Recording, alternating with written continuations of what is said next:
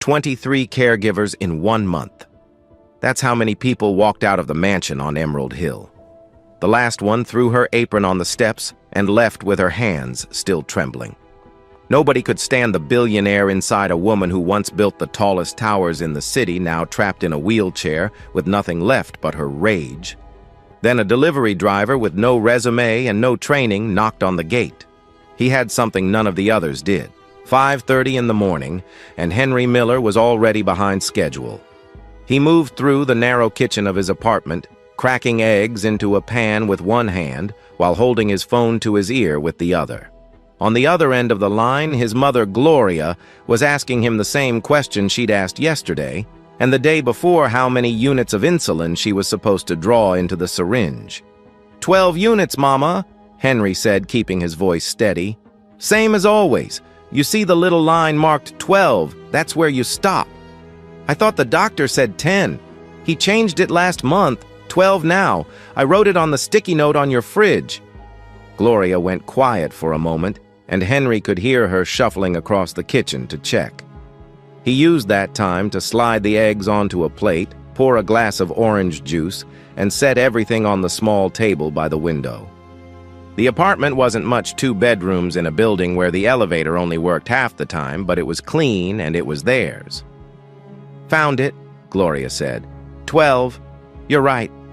Always am. He smiled even though she couldn't see it. Call me if anything feels off, okay? He hung up just as his son Elijah came shuffling down the hallway, backpack dragging on the floor. 7 years old, still half asleep with his shirt on inside out. Henry knelt down and helped him fix it without saying a word about it. Some mornings were like that. You just fixed things quietly and kept moving. They ate together in the kind of comfortable silence that comes from routine. Henry checked the time on his phone, 3 delivery requests already waiting. He'd need to drop Elijah at school by 7:15 and start his route by 7:30 if he wanted to finish before the afternoon rush. The car was the problem. It had been the problem for weeks. The engine made a grinding noise every time he turned left, and the check engine light had been on so long he'd stopped noticing it. He couldn't afford to stop noticing it much longer. He dropped Elijah at the front gate of the school, watched him disappear through the doors, and pulled back onto the road. His phone buzzed a new delivery order. Address Emerald Hill. Henry knew the area. Big houses, long driveways, the kind of neighborhood where people had security cameras pointed at the street. He'd delivered there before. Good tips sometimes. Sometimes nothing at all. He drove up the winding road to the top of the hill where a mansion sat behind a tall iron gate. The hedges were perfectly trimmed, the stone pathway spotless, but the curtains on every window were drawn shut, and there was something heavy about the place, like it was holding its breath. An older woman met him at the gate. She had kind eyes and tired hands, and she took the delivery bag from him with a polite nod. "Margaret," she said, extending her free hand briefly. "Thank you for bringing this up the hill." "No problem." Henry glanced past her toward the house. Through the gap in the gate, the mansion looked enormous and still. Margaret followed his gaze and sighed. "You wouldn't happen to know anyone looking for work, would you, live in caregiver position? The pay is good." Henry raised an eyebrow. "How good?" Margaret told him. It was more than double what he made in a month delivering food. "Why's the pay so high?" he asked. Margaret looked at him for a long moment like she was deciding how honest to be. "Because no one stays," she finally said. She left it at that. Henry drove away thinking about the number she'd quoted. He thought about it while he delivered lunch to an office building downtown. He thought about it while his car made that grinding noise again on a left turn. He was still thinking about it when his phone rang that evening, the auto shop telling him the repair estimate. The number was almost exactly 1 month's rent. That same night, sitting at the kitchen table after Elijah had gone to bed, Henry opened the stack of mail he'd been avoiding. The first envelope was from Elijah's school tuition balance overdue. The second was from the pharmacy Gloria's insulin had gone up again, the 3rd price increase this year. He spread the papers out in front of him like a map of everything that was closing in. He picked up his phone and dialed the number Margaret had given him. She answered on the second ring, and he could hear the relief in her voice before he even finished his sentence. She told him to come the next morning for an interview. She didn't promise anything, but she didn't need to. Henry could hear it. They were desperate. The next day, Henry stood in the foyer of the Emerald Hill mansion wearing the best shirt he owned. Margaret had led him through a hallway lined with photographs, buildings, skylines, ribbon-cutting ceremonies. In every picture, the same woman stood at the center, sharp-eyed and commanding. Rachel Adams. He'd heard the name before. Everyone in the city had. She'd built half the commercial district before a car accident 2 years ago left her paralyzed from the waist down. The same accident that killed her fiancé. Margaret brought him to the living room. Rachel was already there, sitting in her wheelchair near the window, though the curtains were closed. She didn't look up when he entered. On the wall behind her hung a large framed photograph of her, standing in front of a skyscraper on its opening day, shoulders back, chin high, untouchable. Next to it on the same shelf, a smaller frame lay face down, as if someone had deliberately turned it away from the world. "This is Henry Miller," Margaret said. "He's here about the caregiver position." Rachel finally looked at him. Her gaze moved slowly from his shoes to his face, measuring everything in between. "What's your medical background?" she asked. Her voice was flat like a blade laid sideways. "I don't have one," Henry said. "Nursing certification? No. Any professional caregiving experience at all? Not professional. I take care of my mother. She has diabetes. I manage her insulin, her diet, her medication schedule." Rachel's mouth curved into something that wasn't quite a smile. "So you think managing an old woman's sugar levels qualifies you to care for me?" "I think it qualifies me to show up every day and do what needs to be done." Rachel stared at him for a long time. Then she turned her wheelchair toward the window, her back to him. "Margaret, show him out. I'm not interested." Margaret opened her mouth to protest, but Henry was already moving toward the door. He didn't argue. He didn't plead. But before he stepped into the hallway, he stopped and placed a folded piece of paper on the side table near the entrance. "That's my number," he said, his voice calm. "In case you change your mind." He left without waiting for a response. 3 days later, Margaret called. The 24th caregiver had lasted exactly 1 afternoon. Rachel had thrown a book at the wall during a physical therapy session, and the woman had walked out crying. No agency in the city would send anyone else. "She didn't approve this," Margaret admitted. "But I'm asking you to come anyway. 3 days, a trial. If she fires you, I'll pay you for the full week out of my own pocket." Henry looked across the room at Elijah, who was sitting on the floor doing homework, tongue sticking out in concentration. He looked at the pharmacy bill pinned to the refrigerator with a magnet. He looked at his car keys on the counter. "I'll be there tomorrow morning," he said. Henry arrived at the Emerald Hill mansion at 6:30 the next morning, half an hour before Margaret had asked him to.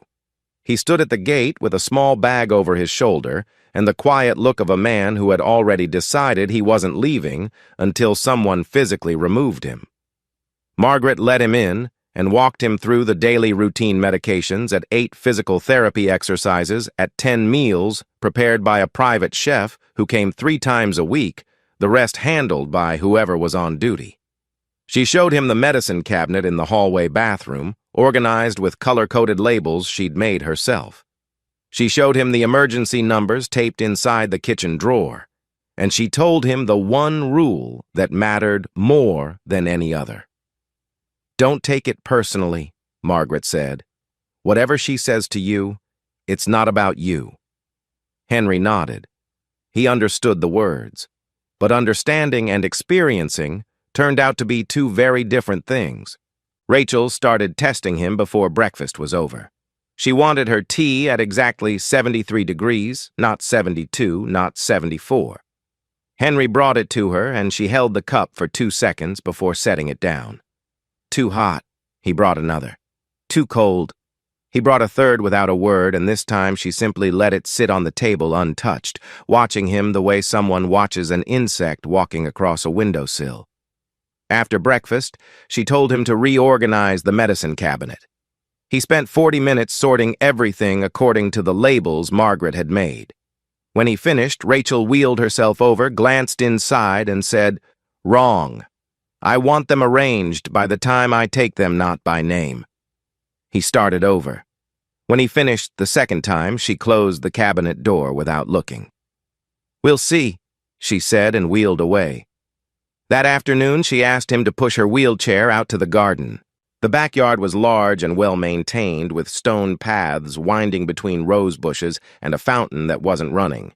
Henry pushed her to a bench near the far wall, set the brake on her chair, and stepped back. Rachel looked around for less than a minute. "Take me back inside," she said. Henry unlocked the brake and turned the chair around. "Not that way," Rachel snapped. "Go around the fountain." He adjusted the route without comment. When they reached the back door, she said, "Actually, leave me by the roses for a while." He pushed her back. They sat in the garden for 20 minutes in silence before she finally said, "Fine, inside." None of it was about the tea or the medicine cabinet or the garden. Henry knew that. She was measuring how far she could push before he pushed back. Every caregiver before him had either crumbled or fought. Henry did neither.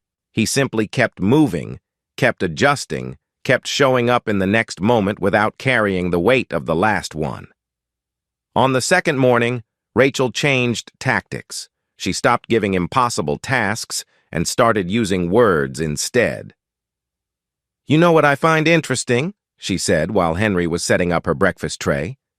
"Margaret told me you were a delivery driver, that you applied for this job because you needed the money." She tilted her head, studying him. "So what you're really telling me is that you have no actual interest in caregiving. You're just here because you're desperate." Henry set the tray down on her lap table and straightened the silverware. "That's half right," he said. "I am here because I need the money, but desperate people don't usually show up on time." Rachel's eyes narrowed. "You think you're clever?" "No, ma'am. I just think I'm still here." She didn't laugh, but something shifted behind her expression, quick and hard to catch, like a crack in a wall that closes again before you can get a good look at it. The rest of the second day passed in the same rhythm, orders, corrections, sharp comments that landed closer to personal territory each time. Rachel brought up his background twice more. She called him the delivery man instead of his name. She asked if he'd ever been inside a house this size before he started bringing food to one. Henry absorbed all of it the same way he absorbed the grinding noise his car made on left turns. He noted it, adjusted, and kept driving. That night, after Henry had gone home and the mansion settled into its heavy silence, Rachel sat alone in the living room. The house was dark, except for a single lamp by the window. She wheeled herself to the shelf on the far wall, the same shelf where the small frame had been lying face down since the day Henry first visited. She picked it up and turned it over in her lap. The photograph showed two people on a beach, Rachel and a man with dark hair and a wide, easy smile. David. His arm was around her shoulders, and she was leaning into him in a way that made her look like a completely different person. Softer. Unguarded. She ran her thumb across his face in the picture, slow and careful, as if she were memorizing something she was afraid of forgetting. She didn't say anything.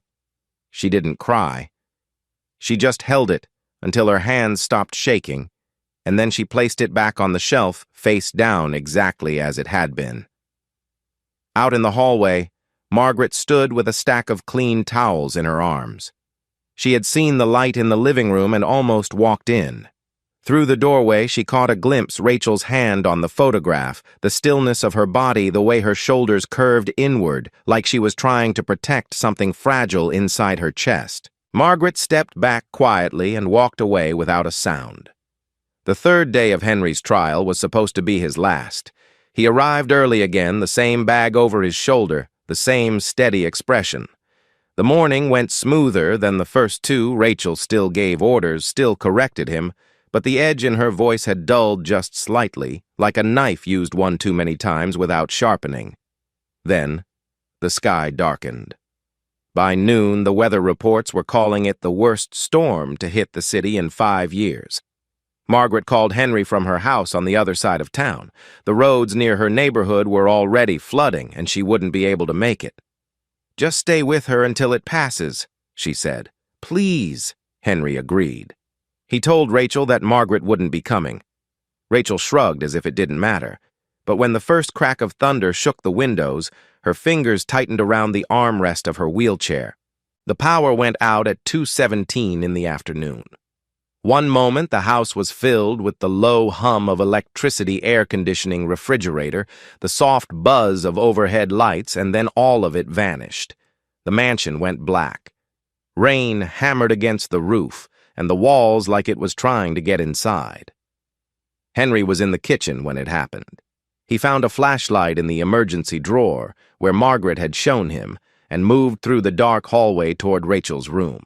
He knocked once and pushed the door open.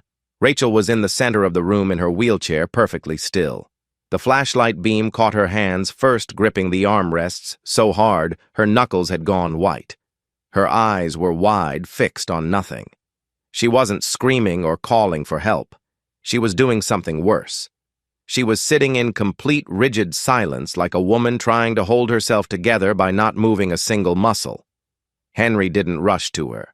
He didn't touch her or crouch beside her or tell her everything would be all right. He walked to the corner of the room, pulled a chair to a spot about 5 feet from her wheelchair, and sat down. He set the flashlight on the floor between them, pointed upward so the light spread across the ceiling and softened the darkness without blinding either of them. "I'm here," he said. "I'm not going anywhere." The rain filled the silence between them. Minutes passed. Rachel's breathing slowed, and her grip on the armrests loosened one finger at a time. Without looking at him, she spoke. Her voice was low, stripped of every sharp edge he'd heard over the past 3 days. "Are you afraid of the dark?" Henry leaned back in his chair. "I am," he said, "but I'm afraid of other things more." She didn't ask what those things were, and he didn't offer to tell her. They sat like that, not as a billionaire, and her caregiver not as a woman in a wheelchair, and the man being paid to watch over her, but as two people in a dark room waiting for the same storm to pass. When the power came back on the next morning, filling the house with light and the low hum of returning machinery, Rachel called Margaret. "Tell him to stay," she said. Her voice was flat, giving nothing away, but she didn't need to. The words were enough. The trial was over. Henry stayed. Weeks passed. The rhythm of the house changed slowly, the way seasons shift, not all at once, but in small accumulating degrees. Rachel was still difficult. She still corrected him, still spoke in that clipped, commanding tone that made everything sound like a verdict. But the cruelty faded. The personal attacks stopped. And in their place, something else emerged, not warmth, not yet, but a kind of reluctant awareness. Rachel had started watching Henry. Every day at noon, no matter what he was doing, Henry's phone rang. He always answered the same way, "Hey, Mama." And then, with the patience of a man who had done this 1,000 times, he walked Gloria through her insulin injection, step by step. Same words, same calm tone, even when she forgot things he'd told her the day before. Rachel noticed that he never sighed, never rushed, never let even a flicker of frustration reach his voice. In the evenings after Rachel had settled into her room, Henry would sit in the kitchen and call Elijah. Rachel's bedroom was close enough to the hallway that she could hear fragments through the door. Henry asking about homework, about what Elijah had for lunch, making up ridiculous stories about talking dogs, until the boy laughed so hard he couldn't breathe. One evening, Rachel heard something different. Henry was on the phone, his voice quieter than usual, talking to someone she didn't recognize. She caught pieces of the conversation through the half-open door. Something about a watch, his father's watch, the only thing the man had left him. He was asking how much he could get for it. He needed the money for his mother's medical bills, and the pharmacy wouldn't extend credit anymore. He never mentioned any of this to Rachel. Not the watch, not the bills, not the weight he carried every day alongside the work he did in her house. She found out because she listened, and what she heard made her go quiet, in a way that had nothing to do with anger. The man she had called the delivery man. The man she had tested and dismissed and measured against a standard designed to make him fail, that man was giving away the last piece of his father to keep his mother alive. And he did it the same way he did everything else, without asking for sympathy, without making it anyone else's burden. One afternoon, about a month after Henry had started, he arrived at the mansion with Elijah at his side. The boy's usual babysitter had canceled at the last minute, and Henry had no one else to call. He apologized to Rachel, explaining that it would only be for a few hours.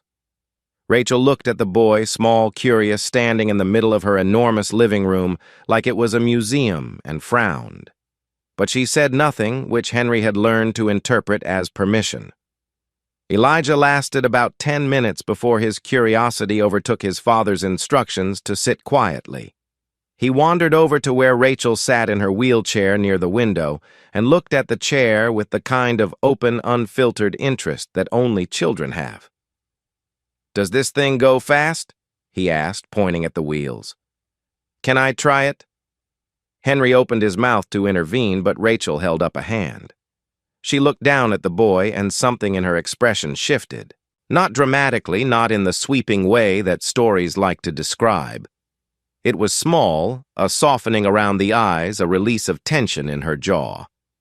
For the first time since Henry had walked into this house, Rachel smiled. It was brief, barely there gone, almost before it arrived. But Henry saw it, and he understood what it meant. Elijah had done what no amount of patience or steadiness could do. He had looked at Rachel and seen nothing to be afraid of. No pity, no judgment. Just a woman sitting in a chair with wheels, and wheels were interesting. 2 weeks later, a letter arrived from the National Real Estate Conference. They were inviting Rachel to deliver the keynote address. The theme was resilience and reinvention.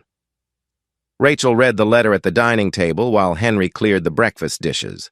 She set it down, smoothed the paper flat, and stared at it for a long time.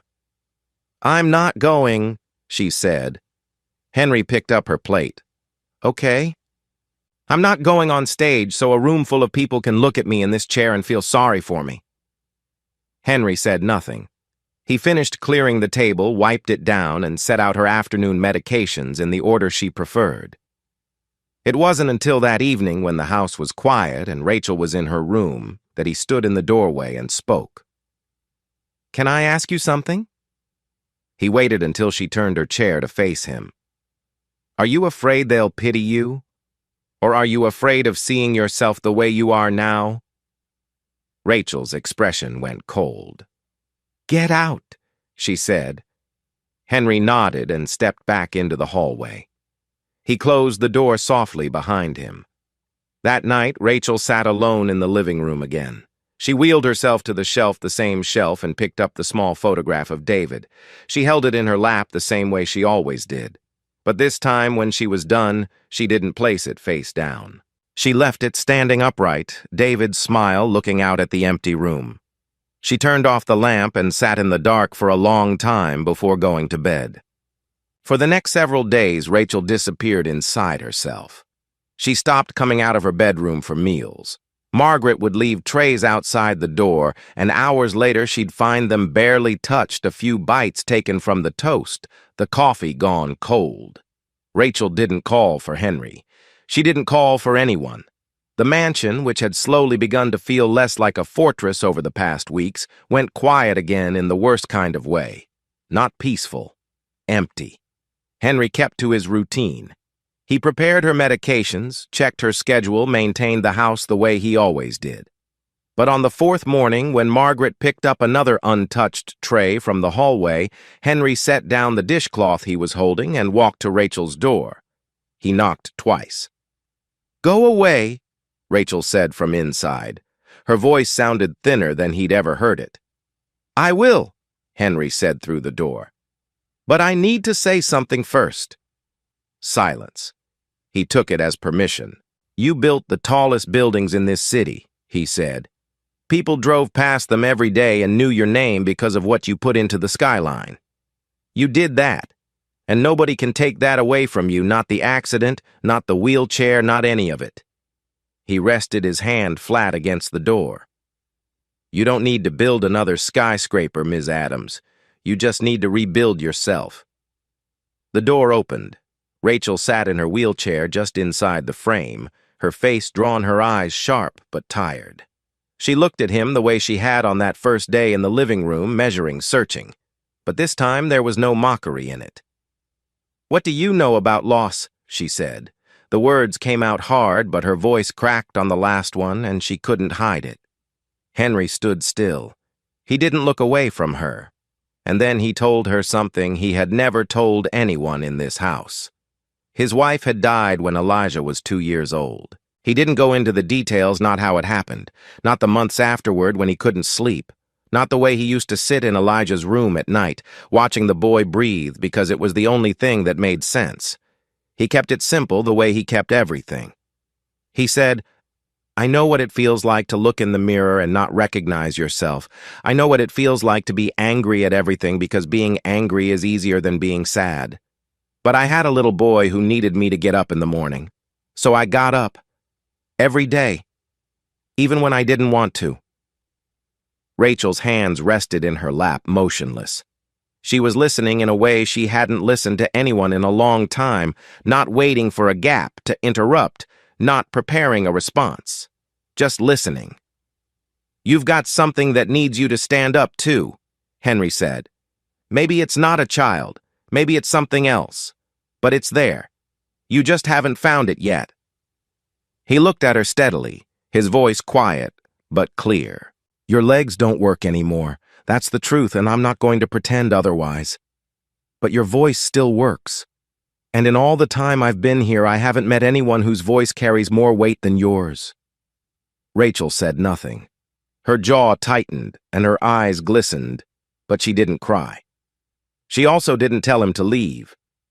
She sat there in the doorway of her bedroom and let his words settle into the silence between them.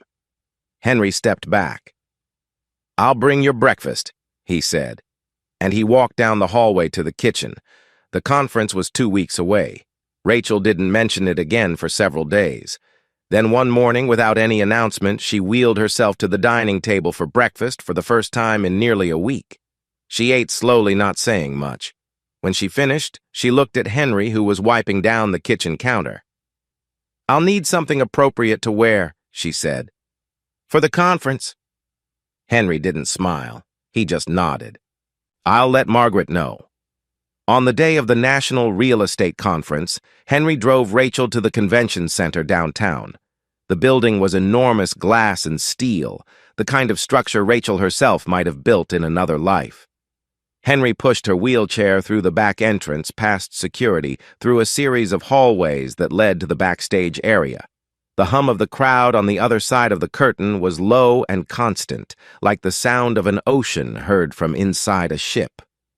Rachel sat in her wheelchair behind the curtain, looking through a narrow gap at the audience. Thousands of seats, most of them filled. She could see the stage, a single podium, a spotlight, a screen behind it showing her name and photograph. In the photograph, she was standing. "I don't know what to say," she said almost to herself. Henry was standing a few feet behind her. "Then say that," he said. A stagehand signaled that it was time. Henry pushed her chair to the edge of the stage, and then he stopped. From here, she would go alone. A stage assistant took over, guiding the wheelchair up the ramp and onto the platform. The spotlight found her. The audience went quiet, not the polite quiet of anticipation, but the heavier quiet of people who weren't sure what they were about to witness. Rachel Adams, the woman who had once commanded rooms like this without effort, sat in her wheelchair at center stage and looked out at a sea of faces looking back at her. She gripped the armrests of her chair. She looked down at her legs still and useless beneath the fabric of her dress. Then she lifted her head. "I prepared a speech," she said. Her voice carried through the microphone, clear but unsteady. "But I'm not going to read it." She told them the truth. She told them she had spent 2 years being angry at the accident that took her legs, at the world that kept moving without her, at every person who walked into her house and tried to help. She told them she had pushed away 23 caregivers, not because they weren't qualified, but because every new face reminded her of what she had lost and who she used to be. Halfway through, her voice broke. Not dramatically, not in a way that felt performed. It simply gave out the way a rope gives out when it's been holding too much weight for too long. She stopped speaking. The audience didn't clap, didn't murmur. They waited. Because what was happening on that stage wasn't a presentation. It was a woman standing at the edge of herself, deciding whether to keep going. Rachel swallowed hard and continued. She said that a man had come into her home, a single father, a man the world had underestimated his entire life, and he had taught her something she couldn't learn from any boardroom or business deal. He taught her that strength isn't about controlling everything around you. Strength is holding steady when nothing is in your control. She looked out at the audience one more time. "I'm still learning," she said, "every single day. And today is the day I decided to try again." The audience rose to their feet, not because the speech was polished, not because it was inspiring in the way conference keynotes are supposed to be. They stood because it was real, and they could feel it. Backstage, Henry stood by the curtain with his arms at his sides. He didn't clap. He didn't need to. He just watched, and something in his face, something quiet and deep, said that this was enough. The morning after the conference, the Emerald Hill mansion looked different. Not because anything had been renovated or rearranged, but because the curtains were open.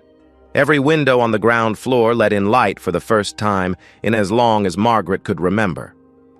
She stood in the foyer and looked around, blinking as if the house itself had exhaled. In the living room, the small photograph of David, the one Rachel had turned upright on the shelf, now sat in a new frame next to a small vase of fresh flowers.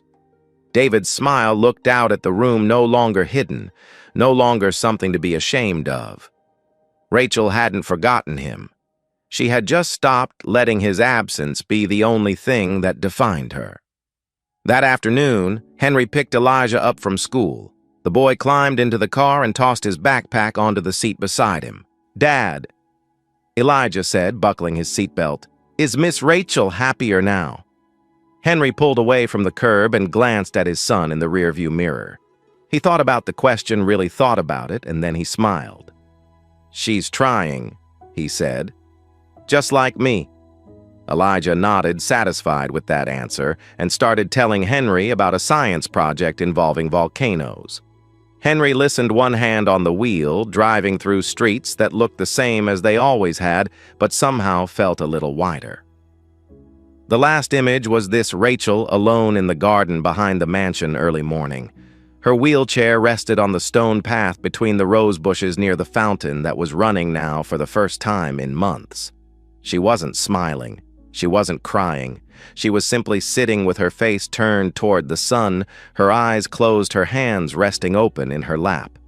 She looked like a woman who had stopped fighting, not because she had given up, but because she had finally realized that the battle she'd been waging against her body, against her grief, against every person who tried to get close, had only ever been a battle against herself. And she was tired of winning that war. You know, most people hear a story like this and think it's about the big moments, the speech, the standing ovation, the day everything changes. But that's not where healing happens. Healing happens in the small things. It happens when someone shows up at 6:30 in the morning and doesn't leave. It happens when a 7-year-old boy looks at a wheelchair and only sees something with wheels. It happens when you finally stop hiding the photograph of someone you lost, not because it doesn't hurt anymore, but because you're ready to let the love exist alongside the pain. Maybe you've been carrying something heavy for a long time. Maybe you've been angry at the world or at yourself or at something you can't even name. And maybe you've been pushing people away because letting someone in means admitting that you need help. That's not weakness. That's the hardest kind of courage there is. Henry didn't heal Rachel with medicine or therapy. He healed her by being steady, by showing up, by refusing to see her as broken even when she was doing everything she could to prove that she was. And here's the thing. Nobody tells you about healing. It doesn't look the way you expect. It's not a single moment of transformation. It's a woman opening her curtains for the first time in 2 years. It's a photograph turned right side up. It's sitting in the sun with your eyes closed and realizing that being here, just being here, is enough. If this story reminded you of something or someone, share it. Not because it went viral or because it's trending, but because someone in your life might need to hear it today. Someone who's been fighting a war against themselves and doesn't know how to stop. And if that someone is, you just know this. You don't have to figure it all out right now. You just have to try again tomorrow. That's all healing asks of you. Healing is not forgetting the pain. Healing is the moment you stop letting the pain decide who you are. Sometimes the person who heals you isn't a doctor or an expert. It's an ordinary person living with enough quiet strength to remind you of something you forgot, that you are still here, and that being here is enough.